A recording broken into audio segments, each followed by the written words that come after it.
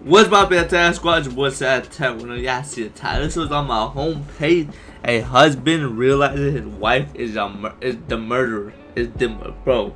Imagine not knowing shit like that, and bro. Imagine your wife being a murderer, bro.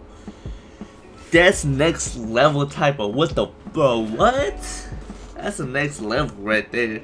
This is 11-11. Ooh, make a wish. The video is her doing something like that. She's super intelligent. I can't.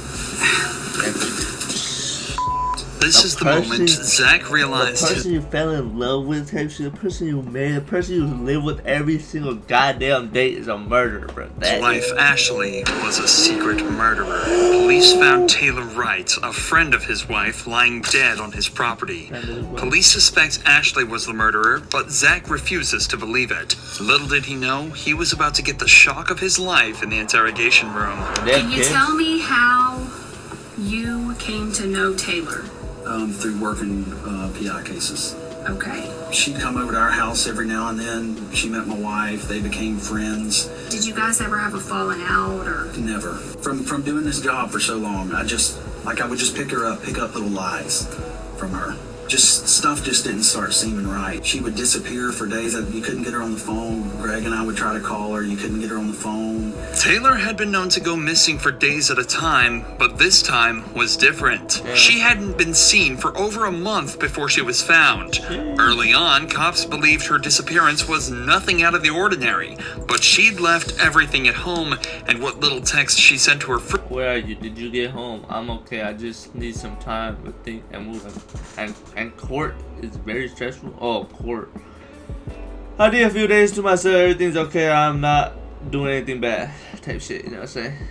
Damn, 111. I paused on 111. That video's 11-11 length. That's crazy. Friends were in language she wouldn't normally use. I mean, I'm sure now you've read the news and everything. Yeah. You kind of know the date that we're talking about. Have you had a chance to go back and pinpoint where you were on the 8th of September? It's I can't remember, but I'm trying to do the very best I can so I can tell y'all the best I can. I went to the bank yesterday to pull my statement. I know I ate lunch at the seafood place at 9 Mile in Pine Forest. I ate there, and I remember eating by myself, and I remember Ash not being able to make it because she was tied up with work. Taylor was last seen on the 8th of September, so Zach attempts to recount what he was doing that day. Given that he used his debit card to purchase food in the area, it's likely that his story is true. What's interesting, though, is that he mentioned he was out on his own as his wife was busy with work. It seems that he fully believes this to be the truth, and while he knows his wife has been questioned about the murder, he doesn't know that she's currently the #1 suspect. The cops aren't trying to learn more about the case. They're trying to determine if Zach had a hand in the murder, or at the very least, turn him against his own wife. Damn. Do you know anything about this money that Taylor had given you all? No, absolutely not. She's never given me anything. I've never got anything from that. No. Okay. Do you know anything about your finances? No, to be honest. I give her when I work a case or and I got a settlement from my attorney, I hand it straight to Ash. She takes care of everything. The money the detective is referring to here is a sum of $34,000 that Taylor had given to Ashley for safekeeping. Taylor was going through a divorce and wanted the money away from her own accounts. Damn. But instead of putting it in a safety deposit box as promised, records show Ashley put it into her own accounts. By the time Taylor wanted it back, she'd already spent all of it. Coincidentally, Taylor only asked for it back on the 8th of September. Damn, bro. That's why you gotta know who you giving your money to, bro. It's gotta be family or nothing, bro. You gotta know this person in and out to be giving $34,000, bro. Like, what the hell? Like, y'all better be best friends. Y'all better have grown up together type shit. Like, I don't care when we met. Like, I need my day one. I'm gonna give it to my best friend since day one because I know he's not gonna do me dirty or she's not gonna do me dirty type shit. Like, come on, man. Y'all just met. Not just met, but y'all ain't grow up together type shit. Like, you gotta be cool with who you giving If it's money not to, already obvious especially by that now, amount, Zach like, is a very caring 34,000 person is who fucking obviously crazy. trusted his wife a lot. So far, makes he's no provided sense. solid answers to where he was when Taylor disappeared Should've pissed and his me off. involvement in the couple's finances, equating to almost none. But the detectives have to rule out any involvement whatsoever, so they decide to discuss where the body was found. The property up on Britt Road, and that's owned by her aunt and uncle. Have you ever been out there? Yeah. When's the last time you think you were out there? The last time I went out there is when I traded my four-wheeler for a side-by-side. And that's the last time I've been. Before that, it was, I couldn't tell you. But When was that? a couple months back. Your phone number, the 554 number, do you always keep that on you? Yeah, I always keep it on me. Do you ever loan So- it out to anybody? I'm just kidding. Okay. No. Would you ever loan it to anybody, or No. do you remember Ashley ever using it, taking it with her? No. At this point, I'd get suspicious. Like, why y'all keep asking about Ashley? Why you keep asking about my wife type shit? Never. Okay, did it ever get lost or stolen or anything and get replaced?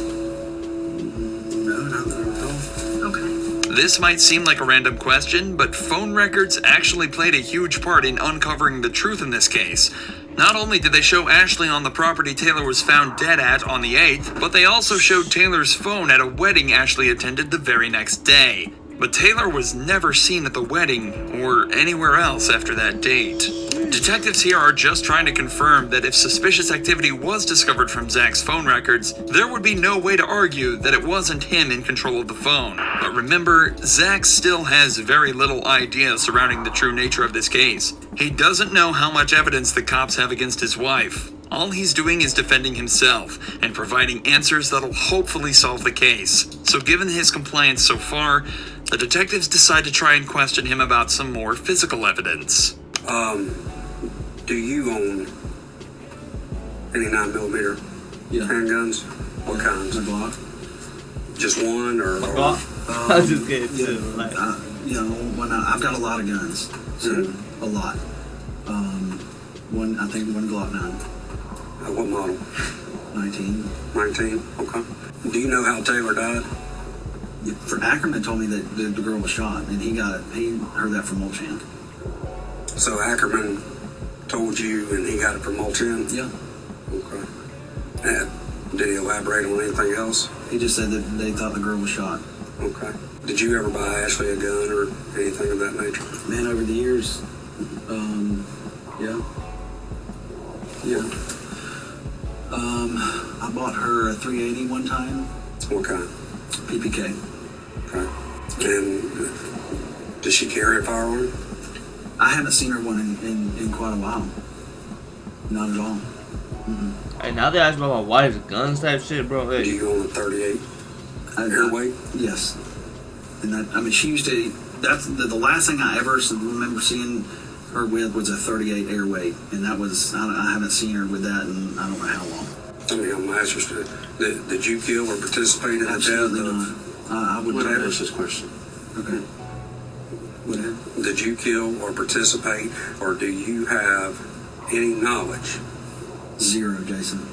Absolutely none. I don't want to be nowhere near it. No, nothing involved with it. Nothing. I know nothing about it. The detectives are now trying to ramp up the pressure slightly. Zach has seemed extremely comfortable up to this point, and they're likely just trying to test whether that's because of the more casual nature of the interview so far, or if it's because he genuinely is innocent. However, Zach stays calm, and his body language confirms this. As the pressure mounts, Zach doesn't lean back, cross his arms, or really become closed off in any way as a guilty person may. I ain't gonna lie, I could be innocent as fuck, but if you started asking some crazy ass questions, I'd be like, hey, y'all got some evidence on me, type shit? Like, why y'all hard so hard? Like, Instead, he leans forward, maintains eye contact, and his statements are clear and concise. His posture here is one of confidence and cooperation. His feet are flat on the ground, and he's leaning towards the detectives, proving that he feels safe around them, and that he's got nothing. the fuck? If I lean back, I look guilty type shit? Like, if I'm just like, hey, just answering questions, nah, hey, I don't know, like, that could also feel calm, like, if you're calm enough to lean back type shit, like, just chill, like, just answering questions, like, Hey, to hide. In fact, this is just one of 2 different positions Zach has assumed throughout the interrogation. The other being a more casual, upright position with his hands and legs open. Zach is doing everything he can to appear innocent, and yet the pressure continues to mount. What do you think happened to Taylor? I don't know what the fuck. I look like a I psychic. couldn't tell you, Jason. Yeah, what the fuck? I don't.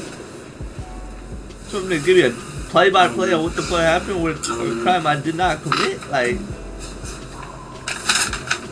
I mean, nobody deserves to ever get anything happen to them like that whatsoever. I don't know, buddy. I don't know what happened to her. And, I'm asking you, as this investigation continues, whether it's text, phone records, computers, financials, is there going to be anything that hems you up or ties you? Absolutely nothing. Well, not just being involved in the actual murder, getaway but as far as, afterwards. Did you help? afterwards. Helping conceal. If any person in this world was like, hey, Zach, come help me do something, I would run from that mother as fast as I could. Well, I mean, just hell, it's all over the news. Yeah. You've read it. Yeah, I've read Right. it, and And I mean, trying to swallow it, and Oh, hey, yo, I'm trying to swallow it. I'm sorry. I'm childish. I'm sorry. This is serious shit. This is about to find out in wives from murder, but hey, relax. I'm You're trying to swallow it. trying to swallow it and figure it out. I mean, it's like it's Yeah, terrible. I'm childish. I'm sorry. but you've read it, so you know at least some of the details. Just based upon that and your knowledge of the job that we do and the job that you used to do, what's your thought? Feelings aside, Just logically. I can't see her doing something like that. I mean, she's super intelligent. She's got a master's degree. yeah, or is it master's or I don't know, one of the two. Yeah, I don't know. That's just sloppy. I mean, that's sloppy I can't see her doing that. There's obviously a lot going on in Zach's head right now. He obviously doesn't want to believe his wife killed someone, but his years of experience as a PI, coupled with all the evidence against his wife, logically have to be convincing him otherwise. Not only were there the bank statements and the cell phone records, but Ashley was even caught on camera at a hardware store purchasing the exact same type of cement that was used to fill Taylor's grave. At this point, though, the detectives have seen all they need to. Zach takes a minute to discuss a few things with his lawyer, and he signs a search warrant allowing them to obtain all his cell phone records. Eventually, Zach is cleared of any wrongdoing and is allowed to return home. His wife, however, was a different story. We, the jury, find the defendant, Ashley MacArthur, guilty of first-degree premeditated murder with a firearm as charged in the indictment. Ashley MacArthur was sentenced to life in prison with a mandatory sentence of 25 years and is now serving her time away from her husband behind bars. Damn. That's crazy. That is nutty. Secret genius. When suspects are smarter than the police, damn, it's a minute long. Oh, it's only a minute long. Oh, that shit's an hour long. What the fuck? Hey, yo, I thought that shit was a minute long. I'm not about to watch it an hour. Alright, bro, that's crazy. I thought that shit was about to be a minute. I was about to say that shit, quick ass video. But road to 1K. This might go on my second channel or my first channel. I haven't decided yet, but we're gonna find out, man. Yeah, that shit was crazy. Imagine.